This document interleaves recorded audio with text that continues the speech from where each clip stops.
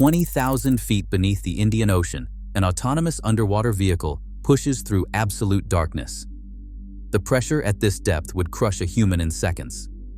The temperature hovers just above freezing. Then the sonar catches something. A debris field stretching across the ocean floor. Twisted metal. An engine cowling. And buried in the sediment, the one thing that could finally answer the question that has haunted the world for a decade. What happened to Malaysia Airlines Flight 370? For 10 years, the official story has been simple. The Boeing 777 deviated from its flight path, flew for hours over the Indian Ocean, and crashed when it ran out of fuel. A tragic accident. Pilot error, perhaps. Mechanical failure, maybe. The largest aviation search in history found nothing. The investigation was closed. The families were told to move on. But in early 2024, Ocean Infinity deployed a new generation of underwater drones equipped with AI mapping technology and imaging systems that did not exist when the search began. And when those drones finally located the wreckage and recovered the flight data recorder, what the experts heard on that black box recording made them go silent. Because the audio did not match the official narrative. Not even close. The sounds captured in the final minutes revealed a sequence of events that should never have been possible on a modern aircraft. And the maintenance records that surfaced after the discovery showed something even more disturbing. Malaysia Airlines had known about critical structural problems with that specific aircraft. They had documented them. They had scheduled repairs. And then, they let Flight 370 take off anyway. This is not a story about a mysterious disappearance. This is a story about what happens when institutions prioritize schedule over safety, cost over lives, and silence over truth. The black box has finally been found. And what it revealed is far worse than anyone imagined. The night Flight 370 vanished. March 8th, 2014. Kuala Lumpur International Airport, Malaysia Airlines Flight 370 prepared for a routine overnight flight to Beijing. The Boeing 777-200ER is one of the most reliable aircraft ever built. The plane had been in service since 2002, accumulating over 53,000 flight hours. Captain Zahari Ahmad Shah, aged 53, was an experienced pilot with more than 18,000 flight hours. First Officer Fariq Abdul Hamid, aged 27, had over 2,800 hours. The crew was professional. The aircraft was certified. The weather was clear. At 12:41 a.m. local time, Flight 370 took off from runway 32 right. On board were 227 passengers and 12 crew members. 239 people in total. Citizens from 14 different nations. Families heading home. Business travelers. Young children. Among them were 20 employees of Freescale Semiconductor. Engineers returning from a work assignment. 2 Iranian passengers traveled on stolen passports. A detail that would later fuel conspiracy theories but ultimately proved irrelevant to the crash. The 707 climbed to its cruising altitude of 35,000 feet and turned northeast toward Beijing. Air traffic control monitored the flight's progress. Everything was normal. At 1:07 a.m., the Aircraft Communications Addressing and Reporting System, known as ACARS, transmitted its last scheduled status update. The system was designed to send automatic reports on engine performance, fuel consumption, and aircraft systems. The next transmission was scheduled for 1:37 a.m. It never came. At 1:19 a.m., as Flight 370 passed from Malaysian airspace into Vietnamese airspace, Captain Zahari made his final radio transmission to Kuala Lumpur Air Traffic Control. He said, "Good night, Malaysian 370. His voice was calm, routine, unremarkable. It was the last communication anyone would ever receive from the aircraft. At 1:21 a.m., Flight 370's transponder stopped transmitting. The transponder is the device that broadcasts the aircraft's identity, altitude, and speed to air traffic controllers. When it went silent, the plane did not disappear from radar entirely. Primary radar, which uses radio waves to detect objects, could still see the aircraft. But the detailed flight information vanished.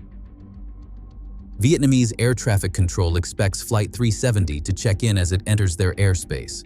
The call never comes. Controllers wait. Minutes pass. They attempt to contact the aircraft. No response. They call Kuala Lumpur to ask if the plane is still in Malaysian airspace. It is not. At 1:38 a.m., 17 minutes after the transponder stopped, Vietnamese controllers realize something is wrong. They inform Malaysian authorities. But by then, Flight 370 has already turned around. Malaysian military radar tracked an unidentified aircraft making a sharp left turn shortly after the transponder went dark. The plane flew back across the Malay Peninsula, passing south of Penang Island, then turned northwest toward the Andaman Sea. This information would not be shared with search teams for days. The military did not immediately recognize the unidentified aircraft as Flight 370. They assumed it was a non-hostile contact and took no action. For hours, the plane flew on, undetected by civilian radar, ignored by military observers, and vanishing into the emptiness of the Indian Ocean. At 8:19 a.m., more than 7 hours after takeoff, a satellite operated by the British company Inmarsat received the final automated signal from Flight 370. The signal was a simple handshake. A digital ping confirming the aircraft's satellite communication system was still powered on. The plane had flown for over 7 hours after its transponder went silent. It had traveled thousands of miles off course. And then, nothing. Somewhere over the southern Indian Ocean, Malaysia Airlines Flight 370 vanished. 239 people disappeared with it. And for a decade, the world would be left asking the same question. How does a Boeing 777, one of the most advanced aircraft ever built, simply disappear? The search that cost $200 million and found nothing. The search for Flight 370 became the most expensive aviation search in history. It spanned years, cost over $200 million, and covered an area of ocean larger than the state of Pennsylvania. And for most of that time, searchers were looking in the wrong place entirely. In the first days after the disappearance, search efforts focused on the South China Sea between Malaysia and Vietnam, along the aircraft's intended flight path. Ships and aircraft from 14 countries scoured the waters. Debris was spotted. None of it belonged to Flight 370.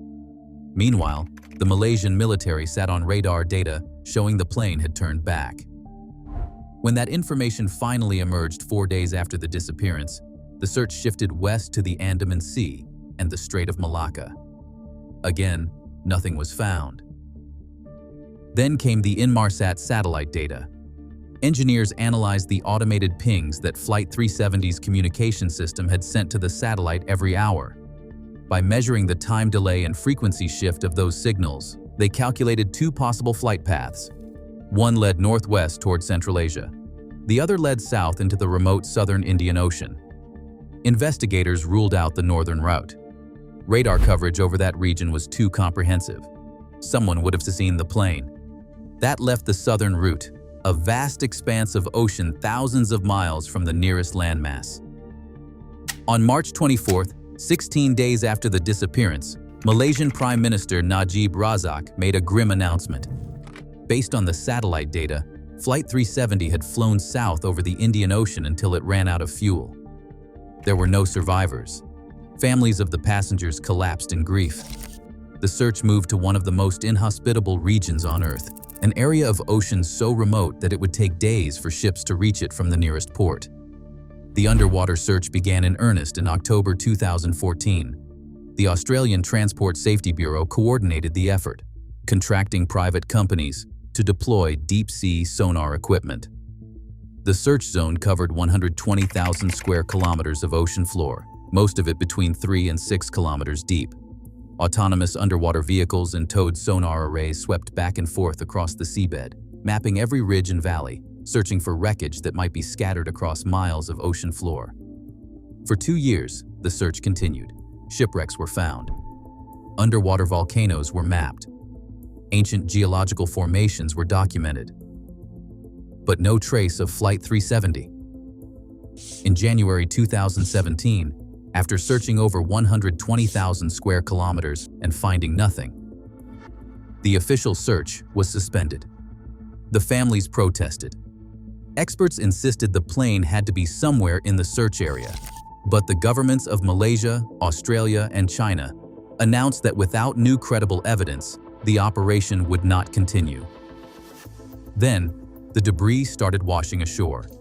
In July 2015, a piece of aircraft wing called a flaperon was found on Reunion Island in the western Indian Ocean. French investigators confirmed it came from Flight 370. Over the following months and years, more debris appeared on beaches across the western Indian Ocean, including Mozambique, South Africa, Madagascar, and Tanzania. Each piece was analyzed, and each piece confirmed parts of the same aircraft: fragments of the interior cabin, pieces of landing gear doors, and engine cowling. The ocean was slowly giving up the evidence that searchers had failed to find on the seabed. But the debris raised more questions than it answered. Drift analysis suggested the wreckage should be further north than the official search area. The damage patterns on some pieces did not match a simple crash scenario. And the single most critical piece of evidence, the flight data recorder and cockpit voice recorder, the black boxes that could explain exactly what happened, remained lost on the ocean floor. Ocean Infinity, a private American seabed exploration company, launched a second search in January 2018. Using a fleet of autonomous underwater vehicles equipped with advanced sonar, they searched an additional 112,000 square kilometers in 3 months. They found shipwrecks. They found geological features. They found nothing from Flight 370. The search ended in June 2018. The mystery remained. For the families of the 239 passengers and crew, the lack of answers was unbearable. They demanded accountability. They demanded transparency. They demanded to know why no one could find an aircraft the size of a 6-story building. Lawsuits were filed. Investigations were launched. But the fundamental question remained unanswered. Where was Flight 370? And without the wreckage, without the black boxes, the world would never know what happened in the final minutes of that flight. Or so everyone believed. If you are still here, you have seen how 239 people vanished over the Indian Ocean and how the largest search in aviation history found nothing but questions. Comment 2 below if you are following this investigation. And if you have not subscribed, please do so and turn on the bell notification so you do not miss what comes next. Your support helps us uncover the truths that official investigations leave buried. Now, let us talk about the autonomous drone that finally found what everyone else missed. The official story that never made sense. The investigation into Flight 370 was released in July 2018. The report ran to over 800 pages. It concluded that the plane's disappearance was due to unlawful interference by a third party. But it provided no evidence of who that third party was, or what they had done. It acknowledged that the plane had deviated from its flight path. It acknowledged that someone had disabled the transponder. It acknowledged that the aircraft had flown for hours after losing contact, but it offered no explanation for any of it. The satellite data that had guided the entire search effort was based on assumptions that experts increasingly questioned. The Inmarsat analysis relied on a mathematical model of the aircraft's flight path derived from automated ping signals. But those signals were never intended to provide location data. They were designed to maintain a connection between the aircraft and the satellite network. Using them to calculate a flight path required assumptions about the plane's speed, altitude, and direction.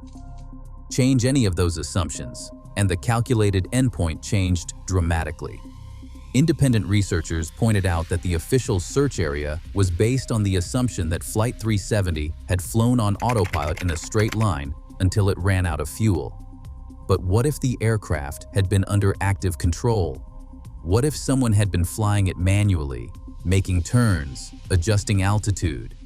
The debris that washed ashore suggested impact forces inconsistent with a simple fuel exhaustion scenario. Some pieces showed signs of a more violent crash. Others suggested a controlled ditching attempt. The evidence pointed in multiple directions, and the official report acknowledged this without resolving the contradictions. Then, there was the question of motive. If the disappearance was deliberate, why? The investigation examined the backgrounds of Captain Zahari and First Officer Farik. No evidence of extremism, no financial troubles, no indication of suicidal intent. The passengers were scrutinized. The two Iranian men on stolen passports turned out to be asylum seekers trying to reach Europe. No connection to terrorism. No one on the plane had a clear motive to hijack or destroy the aircraft. The mechanical failure theory faced its own problems. Boeing 777 aircraft are among the safest ever built. In over 20 years of service, only a handful have been lost to accidents. None simply vanished without a trace. The plane's systems are redundant. If one fails, backups engage. If communications fail, pilots have multiple ways to signal distress. Flight 370 went silent across multiple systems simultaneously. The transponder stopped. The ACARS stopped sending data. The radio went dead. For all of that to happen at once would require a catastrophic failure so sudden and complete that the crew had no time to react. Yet the plane continued flying for hours. It made turns, it climbed and descended. Someone was flying it. The question was who and why. The Malaysian government's handling of the investigation drew international criticism. Information was withheld from search teams. Contradictory statements were issued. Military radar data that could have redirected the search in the first hours was not shared for days. Families accused officials of incompetence and a cover-up. The Malaysian opposition accused the government of hiding evidence to protect the national airline. Conspiracy theories filled the vacuum left by the absence of credible answers. And buried in the footnotes of the official report was a detail that most people overlooked. In the months before the disappearance, Malaysia Airlines maintenance logs had documented issues with the aircraft of Flight 370. The reports described minor problems, routine repairs, nothing that would have grounded the plane. But those logs were never fully released to the public. When Ocean Infinity's drones finally found the wreckage, the maintenance records and the truth about what had been documented and ignored became impossible to deny. In late 2023, Ocean Infinity announced it would make one more attempt to find Flight 370, a final effort. The company had refined its technology since 2018.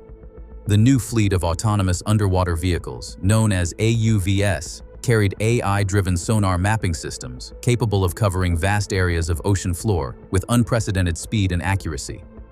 Unlike towed sonar arrays that required a surface vessel to move slowly back and forth across the search area, these AUVs operated independently. They could dive to depths exceeding 20,000 feet, navigate autonomously for days, and return to the surface vessel only to transfer data and recharge. The company's proposal was ambitious. They would search an expanded area north of the previous search zone, a region that drift analysis of the recovered debris suggested was more likely to contain the main wreckage. Ocean Infinity would bear the cost of the operation up front. They would be paid only if they found the plane. For the families of the missing passengers, it was the first real hope in years. For Ocean Infinity, it was a chance to prove that their technology could succeed where every previous effort had failed. The search began in January 2024. The Ocean Infinity vessel Seabed Constructor positioned itself over the new search area and deployed 6 autonomous underwater vehicles simultaneously. Each drone descended into the darkness, its lights illuminating only a few meters of water at a time. The sonar systems mapped the seabed in strips, building a 3-dimensional picture of the ocean floor. Every rock formation, every geological feature, every anomaly was recorded and analyzed by artificial intelligence algorithms trained to distinguish natural terrain from man-made debris. For weeks, the autonomous underwater vehicles swept back and forth across the search grid. The data they collected was staggering. Hundreds of square kilometers were mapped in detail that would have taken years to achieve with older technology. Underwater mountains were revealed. Canyons were charted. Shipwrecks, from centuries past appeared on the scans. But no Boeing 777. The families waited, the media speculated, and the Ocean Infinity team kept searching, knowing that every day without a discovery made success less likely and failure more probable. Then, on February 23, 2024, one of the autonomous underwater vehicles detected an anomaly. The sonar signature showed a debris field spread across the ocean floor at a depth of approximately 20,000 feet. The pattern was wrong for a shipwreck. The materials were wrong for natural formations. The team marked the coordinates and deployed a remotely operated vehicle equipped with high-definition cameras and manipulator arms. The ROV descended through nearly 4 miles of water, and when its lights finally illuminated the seabed, the cameras captured something unmistakable: wreckage from a modern commercial aircraft, pieces of fuselage bearing the red and blue livery of Malaysia Airlines, partially buried in the sediment, the bright orange casing of a flight data recorder. The black box from Flight 370 had been found, 20,000 feet down. The discovery: the wreckage field stretched across nearly 2 square kilometers of ocean floor. The debris pattern told a story of violent impact, not a controlled ditching. The fuselage had broken apart. The wings had separated. The engines had been torn from their mounts and now lay hundreds of meters from the main wreckage. Pieces of the interior cabin were scattered among the larger sections. Seats, luggage, personal effects, all of it preserved in the cold, dark water where bacteria could not decompose organic materials. The ROV's cameras documented everything. The tail section lay inverted, partially collapsed from the impact. One of the engine cowlings sat upright on the seabed, its fan blades bent backward from the force of hitting the water.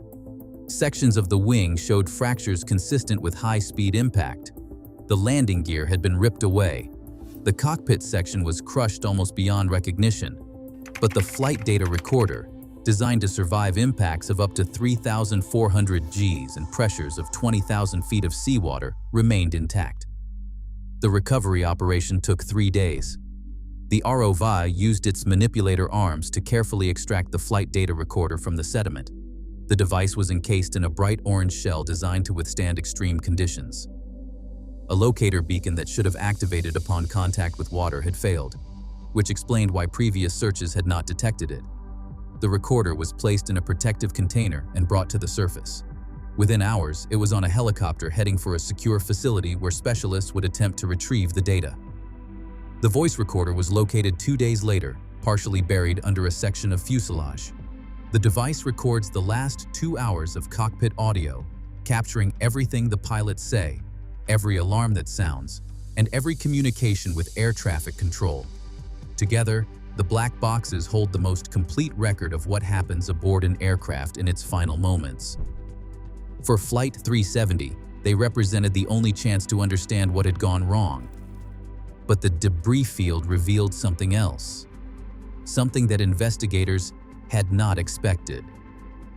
The aircraft's emergency locator transmitter, designed to activate automatically in a crash and broadcast a distress signal, was found intact but deactivated. Someone had turned it off before the plane hit the water. The life rafts that should have deployed automatically on impact were found still secured in their compartments.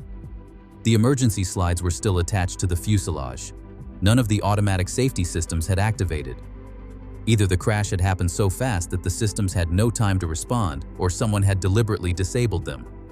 The pattern of wreckage suggested the latter. The plane had not simply fallen from the sky when it ran out of fuel. The impact angle and debris scatter indicated a controlled descent followed by a high-speed impact. Someone had flown this aircraft all the way to the ocean surface. Someone had aimed it at the water. And someone had made sure that when it went down, there would be as little evidence as possible to lead searchers to the wreckage. The recovery team also found personal effects, passports, wallets, and mobile phones, all preserved in the deep. These items would be cataloged and eventually returned to families. But for investigators, the priority was the black boxes. Within a week of recovery, both devices were in a laboratory in Australia, where specialists began the painstaking process of extracting the data. The black box audio. The flight data recorder was opened first.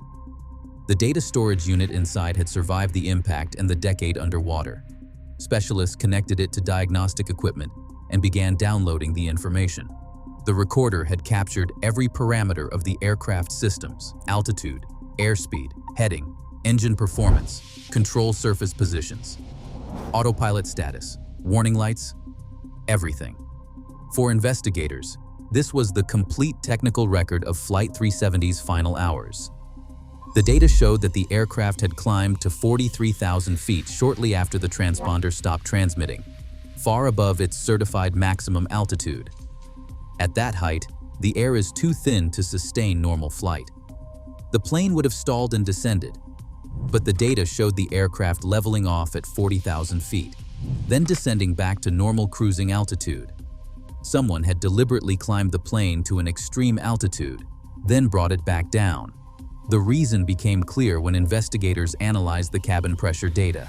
At 43,000 feet, the cabin pressure had dropped to levels that would cause unconsciousness within seconds. If the oxygen masks had not deployed, or if they had been disabled, everyone in the passenger cabin would have lost consciousness within moments.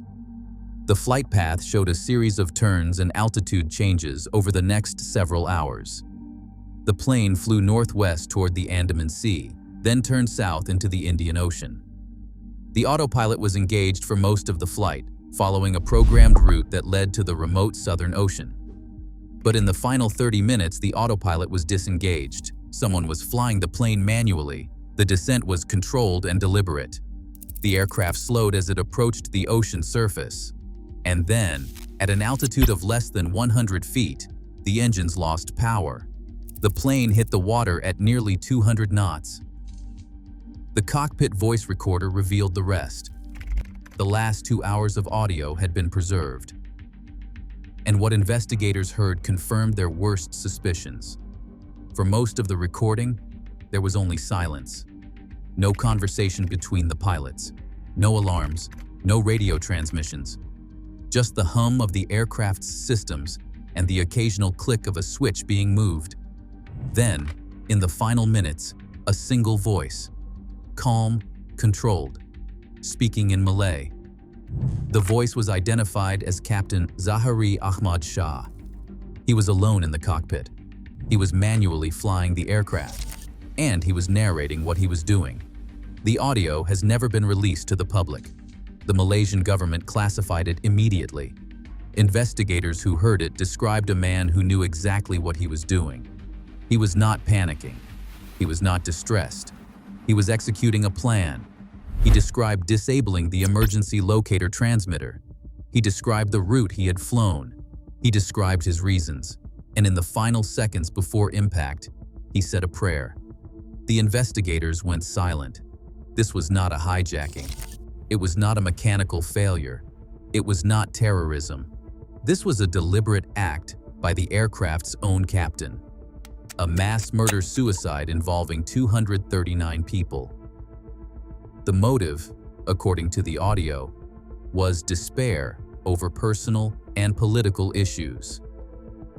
But the details were unclear, and the Malaysian government refused to release the full transcript.